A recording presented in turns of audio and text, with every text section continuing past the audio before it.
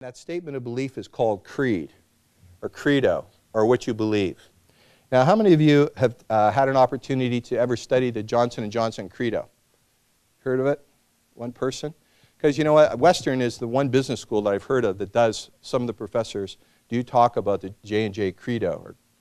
To me, it's the best piece of business writing that I've ever seen. On one page, in 1943, Robert Wood Johnson, the son of the founder of J&J, put together this one page. And on that one page, he said exactly what J&J was all about, what they believed, and the way that that company was going to be managed. And so later on, you know, during the Tylenol scare, and J&J made, you know, an acquisition of a medical company where both stents and other aspects of the medical company they acquired weren't exactly right, or weren't working, or were detrimental to the health of patients, or could be perceived as being detrimental. And what they did, of course, was move very quickly. And if you understand the J&J Credo on one page, you understand why J&J makes the decisions they make. Now, for those of you that study finance, you probably also realize over the last 25 years or longer, if you had invested in J&J, it's one of the best returning stocks. They've had a couple of tough years, but I think they're back on track now. If you're a long-term investor in J&J, you've done extremely well. So in 1943, when Robert Wood Johnson sat down to say on one page, what does this company believe? And there's only 6 words of what I'm going to read to you right now that have changed. And I think it's so important that you actually hear this, because for those of you that are students, or those of you that are in business, running business, forming business, the idea that everybody needs a business plan, that's way down the road. This one-page statement of belief, or your creed, what I believe as a company, is incredibly powerful. And so here's the J&J Credo. This is what Robert Wood Johnson wrote in 1943. We believe our first responsibility is to the doctors, nurses, and patients, to mothers and fathers and all others who use our products and services. In meeting their needs, everything we do must be of high quality. We must constantly strive to reduce our costs in order to maintain reasonable prices. Customers' orders must be serviced promptly and accurately. Our suppliers and distributors must have an opportunity to make a fair profit. We are responsible to our employees, the men and women who work with us throughout the world. Everyone must be considered as an individual. We must respect their dignity and recognize their merit. They must have a sense of security in their jobs. Compensation must be fair and adequate, working conditions clean, orderly, and safe. We must be mindful of ways to help our employees fulfill their family responsibilities. Employees must feel free to make suggestions and complaints. There must be equal opportunity for employment, development, and advancement for those qualified. We must provide competent management, and their actions must be just and ethical. We are responsible to the communities in which we live and work, and to the world community as well. We must be good citizens, support good works and charities, and bear our fair share of taxes. We must encourage civic improvement and better health and education. We must maintain in good order the property we are privileged to use, protecting the environment and natural resources. Our final responsibility is to our stockholders. Business must make a sound profit. We must experiment with new ideas. Research must be carried on, innovation programs developed, and mistakes paid for. New equipment must be purchased, new facilities provided, and new products launched. Reserves must be created to provide for adverse times. When we operate according to these principles, the stockholders should realize a fair return. So on one page in 1943, you think about how progressive that thinking was. Now, this is the thinking of a founder. You know, I had an opportunity to chat with one of you in the audience today who's an advisor to family businesses. Family businesses need great clarity on what they believe as the generations, you know, move through the family business. But large corporations, it's even more important. The more complex the organization, the more important that one-page statement of beliefs is. And it's not just the usual vision, mission, and values, you know, written by committee, plasticized and put over the coffee maker, that nobody cares about, nobody knows, nobody believes. Because when it comes right down to it, the senior management will always do what they need to do to make next quarter's earnings per share. So for entrepreneurial startups, this is much easier because those things, those beliefs are near the surface. But to stay true to those as the organization grows and is successful, I think is a much greater challenge. But think about what Robert Wood Johnson and the brilliance of this and why I think it's one of the most important pieces of business writing on one page in kind of modern history and business. He's, first of all, his first priorities talked about the docs, nurses, and patients. Our patients are the first priority. Second priority, the people who work for our organization. The third priority, the communities that we serve throughout the world. He was already thinking globally, talking about the environment. And the fourth priority, because these are in order of priority, is the shareholder. Because if we get the first three right, the shareholder is going to be looked after. Just think about, in today's public, especially with publicly traded companies, the pressure to generate next quarter's earnings. You know, Dominic Barton, who's, I'll talk about in a few minutes, a great Canadian who runs McKinsey worldwide. You might not know, but you know, the person who is responsible, the managing partner for McKinsey around the world, arguably the best strategic management consulting company out there, other than Genesis, I would have to say, is a Canadian. And I'll tell you a little bit about Dominic's story in a minute. But he just wrote about a year ago, he wrote a great article for the Harvard Business Review called Long-Term Capitalism. And when I interviewed him for the book, one of the things he talked about was this obsession that big companies have with next quarter's earnings, or even your own organization. It could be a small family-run business or your own business. It's important to have plans. It's important to have targets.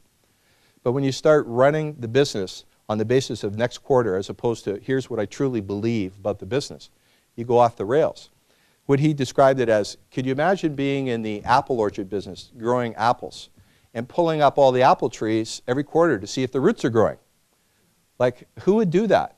And yet, that's the way that we run our business, as opposed to being focused on a long-term statement, clarity, authenticity, the beliefs that we have, that we can write down. Everybody in the organization looks at those and says, I get it, this is me. Not the usual kind of committee speak that is the vision, mission, and values of most organizations. Nobody knows, nobody cares, nobody's moved by it. So having an authentic statement of belief called CREED is the starting point of building passion capital. And the J&J Credo, I think, in terms of a company, is the best one I've ever seen. Now, I also think that as an individual, you should have a personal statement of CREED. And this is something that when you sit down to try to write this, it might sound a lot easier than what I'm going to describe. It's actually very challenging as a person to talk about, you know, the intersection of your passion, your interests, where you're really competent, where you're gifted, where you're challenged, the stories and the things that have moved you, what you truly believe in your heart, and how those things translate into your actions every day in your business and in your life and in your community. So the best one-page statement of CREED that I could find is from John D. Rockefeller Jr. How many of you have been to Rockefeller Plaza in New York? So a lot of you have been there. If you go down at the skating rink or the pond, there's a big slab of concrete, and it's got the I believe statement from John D. Rockefeller. Anybody see that statement? You know, it's in gold on a big piece of, kind of engraved in gold on a big slab of marble. So if you're, or granite, if you're there, take a look at it.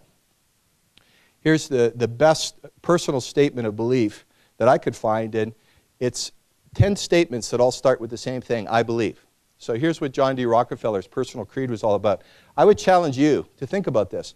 If you do this work, and if you do it with authenticity, and you do it with real passion, and you let that passion come through, and you do it with real honesty, like you will have an unbelievable personal roadmap to your own success and knowing what your own success is going to be all about. So here's John D. Rockefeller's personal creed. And he says, I believe in the supreme worth of the individual and his right to life, liberty, and the pursuit of happiness. I believe that every right implies a responsibility, every opportunity an obligation, and every possession a duty. I believe that the law was made for man and not man for the law. That government is the servant of the people and not their master. I believe in the dignity of labor, whether with head or hand. That the world owes no man a living, but it owes every man an opportunity to make a living. I believe that thrift is essential to well-ordered living and that the economy is a prime requisite of sound financial structure, whether in government, business, or personal affairs. I believe that truth and justice are fundamental to enduring social order. I believe in the sacredness of a promise, that a man's word should be as good as his bond. I believe that the rendering of useful service is a common duty of mankind, and only in the purifying fire of sacrifice is the dross of selflessness consumed in the greatness of human soul set free. I believe in an all-wise and all-loving God, named by whatever name, and that the individual's highest fulfillment, greatest happiness, and widest usefulness are to be found in living in harmony with His will. I believe that love is the greatest thing in the world, that it alone can overcome hate, that right can and triumph over might. So 10 statements, all starting with I believe. It's a really good structure if you want to take a crack at writing your own personal statement of creed, which you truly believe, with authenticity. If you start out with I believe, it's a pretty good model. As you try to do it, if you sit down and say, gee, I could do this, I know the things I believe, you sit down and write it, and then put it away and look at it the next day. I tell you, you'll be working on it for 6 months. You'll be working on it for a very long time.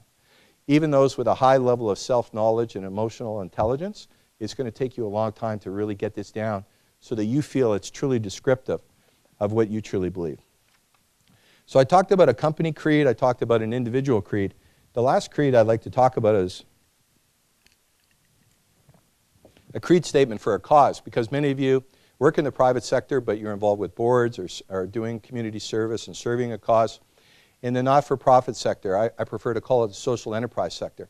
It's incredibly important to not have the platitudes and the committee speak of the usual vision statement, but to truly have something that everybody can look at, whether they're volunteers, whether they're people that work in the organization, whether they're beneficiaries of that organization's good work. They can look at it and know exactly what the organization's all about, what it aspires to be, what ambition the organization has. And this statement of creed is the Princess Margaret Creed statement. And just so you know, if you think that this work is going to be easy, if you're going to go back to your company, write one for your company or write one for yourself. It took us a year and a half working with some really professional people to write this creed statement. And again, in the book, if you're interested enough and if any of this is inspiring you, I have, the steps involved in how do you write your creed, and there's lots of kind of how-to in the book. Today, I'm not going to go into the how-tos. I just want to try to get you interested enough that you're going to take your own journey into Passion Capital and understand it better and maybe put it to work in your own career and in your own company. But here's the Princess Margaret Creed. It took us a year and a half to write this. It's called In Our Lifetime. It may seem like we've been fighting this fight forever, but we haven't. There was a time not long ago when cancer was a death sentence, and the treatment was dreaded almost as much as the disease. We've seen that change in our lifetime at the Princess Margaret. We've seen the entire process of cancer care forever altered. We've seen radical mastectomies become lumpectomies. We've seen the precision of image-guided therapies spare more healthy tissue. We've seen undreamed of advances at the cellular level and revolutionary work in healing beyond the body, all in our lifetime, all at the Princess Margaret. We see the things we do, the actions we take, give more hope to millions. We've transformed, a provincial cancer hospital into one of the world's top 5 cancer research centers. We've grown our people beyond 1,000. We're recruiting leading researchers from all over the world to come here. How? Because this is where they believe the fight will be finished, in our lifetime. Yes, we're still losing people to cancer, but more and more we're controlling the cancer instead of the cancer controlling us. We now know that every cancer is individual as a patient. So we've developed personalized cancer medicine that delivers the right treatment to the right patient at the right time. This is the future of cancer medicine, and we are on the forefront of that progress today. It may seem like we'll be fighting this fight forever, but we won't, because we're closing in. We have the momentum, we have the talent, and we have the passion. This is the front line. We are Canada's cancer warriors, but we can't do it alone. The world needs to hear the Princess Margaret message. So share it at every opportunity with anyone who will listen. It's a simple message, really, but it's a message of incredible power. We are conquering cancer at Canada's Cancer Research Centre, the Princess Margaret, in our lifetime. So that's our creed. And this has been in terms of, unifying all of our business strategy, planning, communication, tactics. This has been the one page that our basic researchers who see cancer as a challenge of biology, our basic researchers who see cancer as a challenge of physics and radiation, or translational researchers who see cancer as a challenge of robotic surgery, clinicians, individuals who are treating the 300 plus types of cancer every day, the government, donors, volunteers, individuals and cancer organizations around the world. This is the one message from Princess Margaret. And it took us a year and a half to craft that message. And now we don't have to pin this up on the wall over the coffee maker. Everybody gets this and everybody uses those words. And so Loretta, when you talked about the ride and going out there, why across the country? Because we developed the Ride to Conquer Cancer. We licensed it out in BC to the BC Cancer Foundation, who we collaborate with. And they do a ride from Vancouver to Seattle. There's a Calgary-Banff Loop ride. There's a Montreal and Quebec City ride for the Jewish General Hospital, McGill in Montreal. Raised $45 million last year. For those of you who raise money, in one event, $45 million is a lot of money. But what we have is we have 120 doctors and researchers that do the ride. And when you're riding along with them, or you see them, you might not know, as Loretta didn't know. I said, hi, I'm Paul, or somebody might say, I'm Tack, I'm John, I'm Mary. But they're doctors, researchers, and they'll share their story. And chances are when you hear from them, you'll hear words from this creed statement. So this unifying power of a creed, whether it's for your company, whether it's for you individually or for your cause, incredibly important. And I spent the most time on the first building block of Passion Capital because that creed is incredibly important starting point to understanding how to take your passion and put it to work. And if you do this work and it's authentic work, it's not going to be something that you're going to be able to do in a planning session over the weekend with some of your individuals on a board.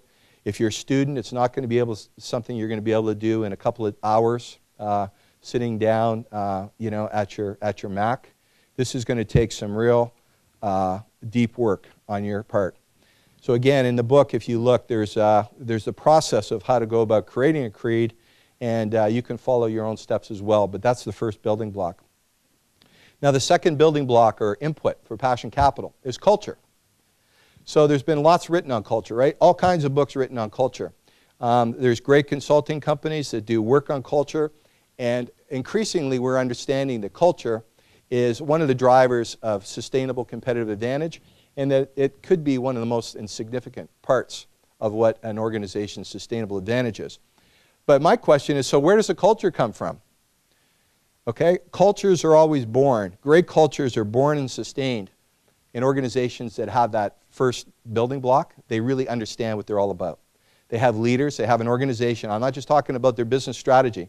They understand the roots of their DNA, what their culture is all about. So in their DNA, in their beliefs, they've got that right, and the second input is culture. And I'll describe culture very simply.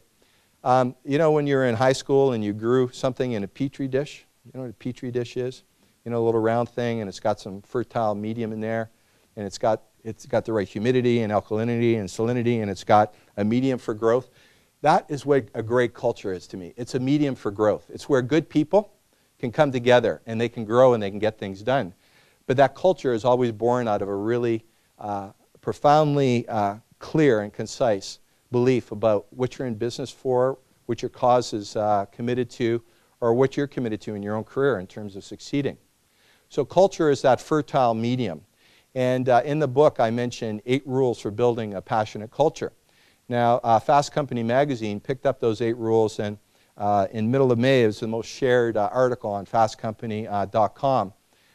It seems like a lot of, particularly startup people and merchant bankers that read Fast Company, they like this idea because they're pretty practical ideas about how to create a passionate, performance-based culture. But when you think about culture, think about that Petri dish. When Loretta was talking, she talked about the bus. Are you on the right bus? Are you in the right seat? There's been lots written on culture. Think about the culture, your corporate culture that you work in, your organization culture.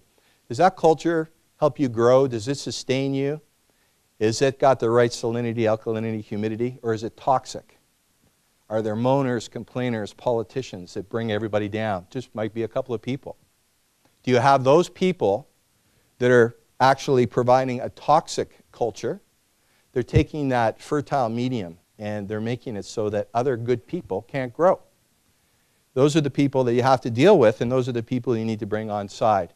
And so culture is the second building block of passion capital. The third building block or input on taking your passion, putting it to work to be more successful is courage. How many of you work for an organization that's got courage on your performance appraisal? Anybody? So one organization.